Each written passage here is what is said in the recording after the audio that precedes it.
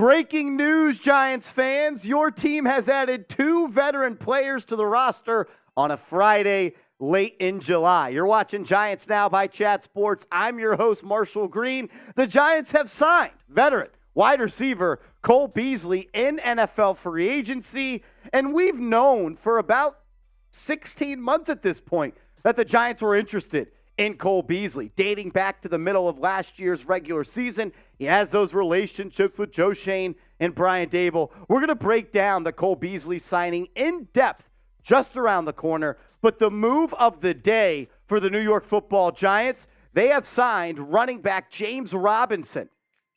Your first thought might be the same as mine. What does this mean for Saquon Barkley?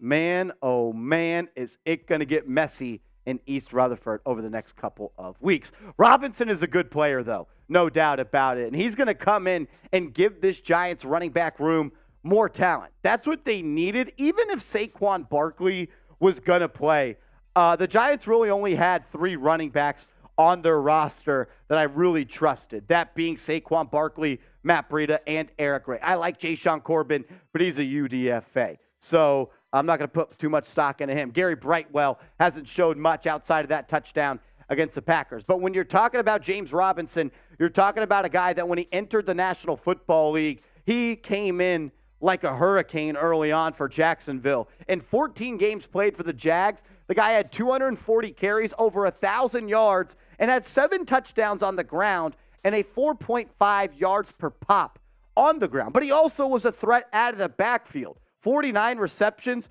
for 344 yards, 3 touchdowns, 10 combined touchdowns, over 1,400 total yards for James Robinson. But he never really got to the point of that same level of production throughout his NFL career, really after that. Still a young player, though, only 24 years old, who actually turned 25 in a week. So you're getting a young player who's really been successful in his early part of his NFL career. Question is, though, why did the Jags move off him? Why did the Jets move off him? The Jags moved off him because Urban Meyer has peanuts for brains, and he drafted Travis Etienne in the first round after, was Robinson undrafted? Was he a 6th-round pick? Undrafted player, a guy on a cheap contract, undrafted player, mass production, a lot of production his rookie year. And Urban Meyer said, I don't want that. I want to pay a running back a lot of guaranteed money over the next 4 years. So then they traded him to the New York Jets. Then the injury bug started to really pile up. Left the Jets in free agency, ended up signing with the New England Patriots. And Jeff Howe of The Athletic said a little more context. This is back in June. The Patriots released James Robinson. Injuries were the issue, and the veteran running back couldn't stay on the field. So a little bit of context as to why he's bounced around despite being a really productive player. This is why you guys, ladies and gentlemen, subscribe to New York Giants Now by Chat Sports, because when the Giants make a move, we make a move. We make a video. Giants news and rumors, content every single day. We go live for game days every single Sunday. So if you love the Giants and you want free content every day, hit that big red sub button and help us get to 30,000 subs on the channel, a massive milestone we're trying to get to before the season. I've already been asked maybe 20 times on Twitter in my DMs, the Marshy, the Giants, they signed James Robinson. What does this mean for Saquon Barkley? Well, this is what I think it means. Saquon Barkley is going to skip training camp. He will not be there. He has probably already told the Giants he won't be there. He's already probably told the Giants as well he is not going to play preseason football. So if you don't have Barkley for training camp, you don't have Barkley for preseason, who I doubt he would have even taken a snap in preseason, you needed another body at the position. You needed another guy to take reps, to give your defense a look. And James Robinson was probably the best available in free agency at this point. But because he's so good and accomplished in this league, he's going to compete with the running backs on this roster. And first up is Matt Breida, who was the number 2 back for New York this past year. In 17 games for the Giants, he had 54 carries for 220 yards, had a touchdown, had some pretty big catches down the tail end of the season.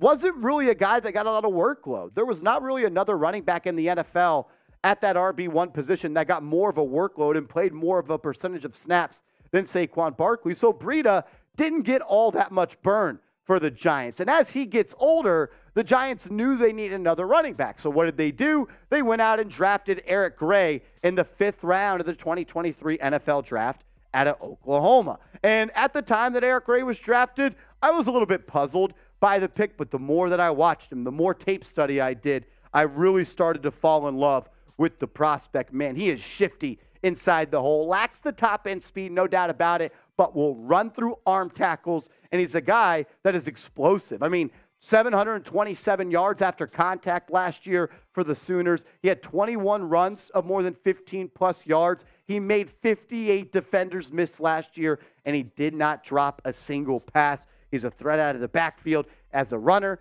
and as a receiver, and he, right now, maybe the 4th running back on this Giants team, because you look at this depth chart. I was talking with producer Nick Roloff before the show, and he asked me, who do we put at RB2? Is it James Robinson? Is it Eric Gray? Is it Matt Breida?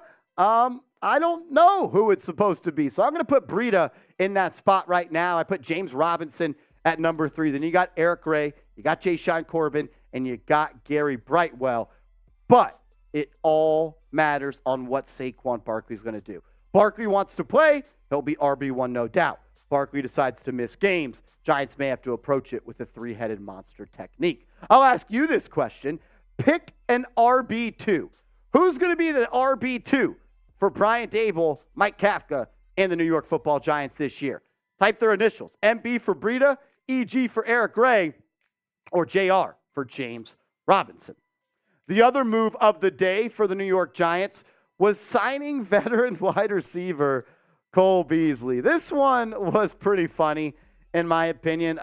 We talked about it last year on the channel that during the year, the Giants had contact with Cole Beasley. He has that relationship with Brian Daboll and Joe Schoen. And now, in July of 2023, they get the job done. Mike Garafolo of NFL Network broke the news that Cole Beasley, the veteran receiver, will be signing a 1-year deal with the New York Football Giants. And he is going to enter a very crowded wide receiver room. My one-word reaction to Cole Beasley signing with the New York Giants is relationships. And it doesn't matter what field of work you work in, whether it be football, whether it be you're a YouTuber talking about the Giants, whether you're a teacher, whether you're a mechanic or an electrician or an accountant.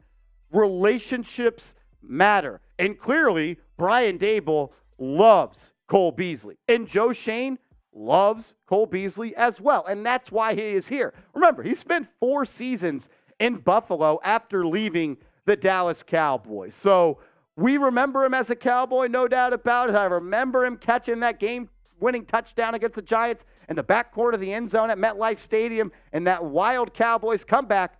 But he spent a lot of time with Buffalo. He has a relationship with Dabes and Joe Schoen, and he was solid in those 3+ seasons for the Bills. He's a very savvy slot wide receiver. He's shifty. He's a really good short to intermediate route runner. He can be kind of that safety valve for a young quarterback. Not calling Daniel Jones it anymore, but we saw with Josh Allen in Buffalo, it was 3rd and Beasley. On 3rd and 6, where's Cole Beasley going to be? He's going to give you a little shake and stem at the top of his route, cut in, cut left, or sit it down. IQ, smarts, and route running ability is why the Giants signed him. And now it is a veteran fight for that starting slot receiver. I'll ask you, I told you my one-word reaction was relationships. I want to hear from you, though. What is your one-word reaction to the New York Giants signing Cole Beasley?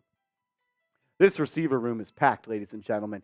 The day and age of Marcus Johnson having to start games for your New York Football Giants, the day and age of the Giants having to sign a guy that was cut and then it's signed on waivers like Isaiah Hodgins. Happy it happened. Hodgins is a great player.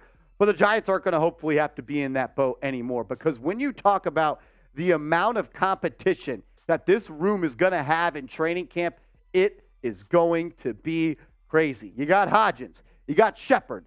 You got Robinson, Wan'Dale Robinson, former 2nd-round pick. Are Shepard and Robinson going to start the season on the PUP list? That's something to monitor. Maybe the Giants have gotten word that they will, and that could be a reason that they're bringing in a guy like Cole Beasley. You got Darius Slayton. You gave him a good bag to come back in free agency. You got Paris Campbell, who I'm a big fan of, and I think he's going to have a good year for the New York Giants. You got the rookie, Jalen Hyatt. You drafted him in the 3rd round. You got Jamison Crowder, who's an accomplished veteran. You got Cole Beasley, who's an accomplished veteran. Colin Johnson has been a training camp and off-season star for the Giants the past couple of weeks. You have Bryce Ford-Wheaton, the UDFA Randy Moss. You got David Sills and Daniel Jones' best friend. You got Jeff Smith, who's a special team specialist, and the Giants signed in the first week of free agency.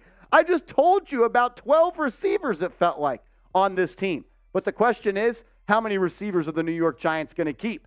And I think the number might be 6. So if you're talking about the top 6 receivers New York is going to keep, let's play a little game. Let's expect this first 6 list to be if Wan'Dale Robinson and Sterling Shepard start the season on the pup. Remember, they're both coming back from ACL injuries. Locks to make this roster no matter what, though, are Hodgins, Campbell, Slayton, and Jalen Hyatt. Those guys are all locks to make this roster. Then I would put it's either going to be Jamison Crowder or Cole Beasley as that slot. Maybe they keep 7, but I would then put Colin Johnson as that 6th receiver. But let's say the injuries are not going to happen. Shep and Wan'Dale Robinson are both going to be healthy.